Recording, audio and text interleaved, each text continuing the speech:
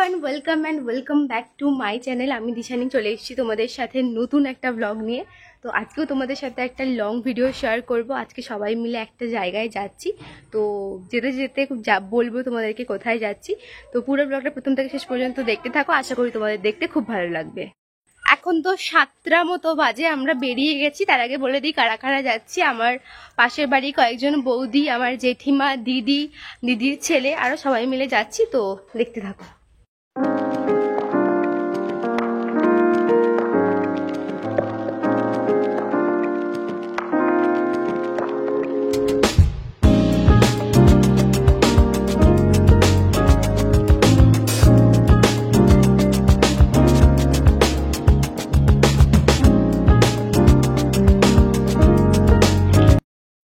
এখন 10:30টার মতো বাজে, আমরা এই সবে এলাম। এবার এখান থেকে প্রসাদ কিনবো, কিনে তারপর ওখানে পুজো দেওয়ার জন্য যাব।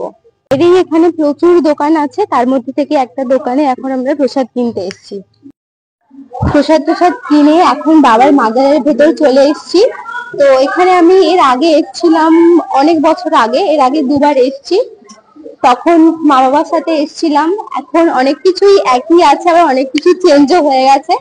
তো মেন বৌদির মানসিক ছিল, সেই কারণেই এখানে পুজো দিতে আসা।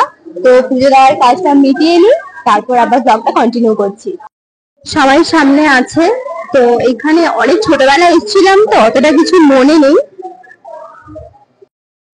এইটা হচ্ছে মেন জায়গাটা।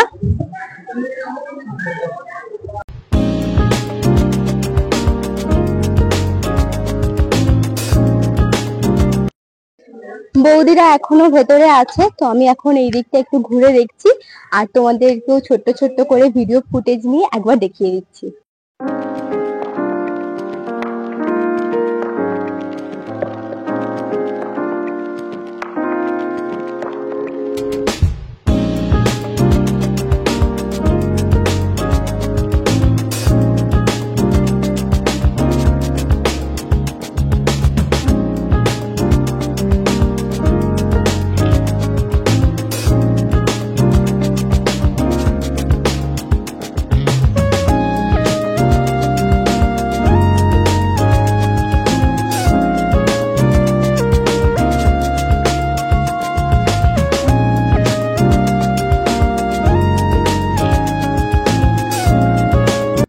পুজো দেওয়া আমাদের হয়ে গেছে। মাজারের একদম উল্টো দিকেই একটা রুম নেওয়া হয়েছে।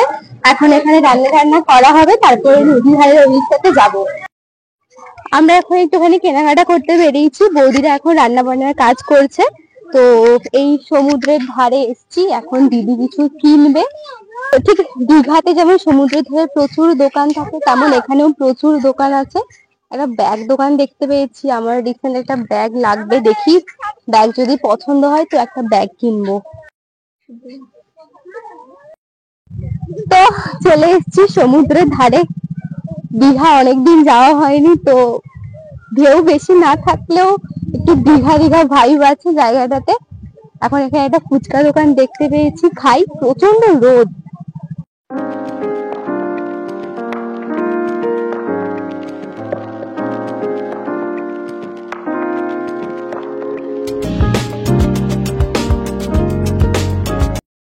সমুদ্রের ধারে এই ঝাউবনে এসেছিলাম ছবি তুলতে। ইনস্টাগ্রামের জন্য কয়েকটা ভালো ছবি তুলেছি, কিন্তু একটাও ভালো ছবি আসেনি। তো আরেকটা ড্রেস এনেছি, ওইটা পরে আবার খাওয়া দাওয়া করার পর একবার ছবি তুলতে আসবো। এখানে প্রায় ঘোরাটোরা কমপ্লিট। এবার ওখানে রান্না হয়তো হয়ে গেছে, খাওয়া দাওয়া কমপ্লিট করে ওখানে একটা ড্রেস চেঞ্জ করে আবার এখানে আসবো আরো অনেক কটা ছবি তোলার জন্য। ছবিগুলো তোমরা আবার ইনস্টাগ্রাম অ্যাকাউন্টে দেখতে পেয়ে যাবে।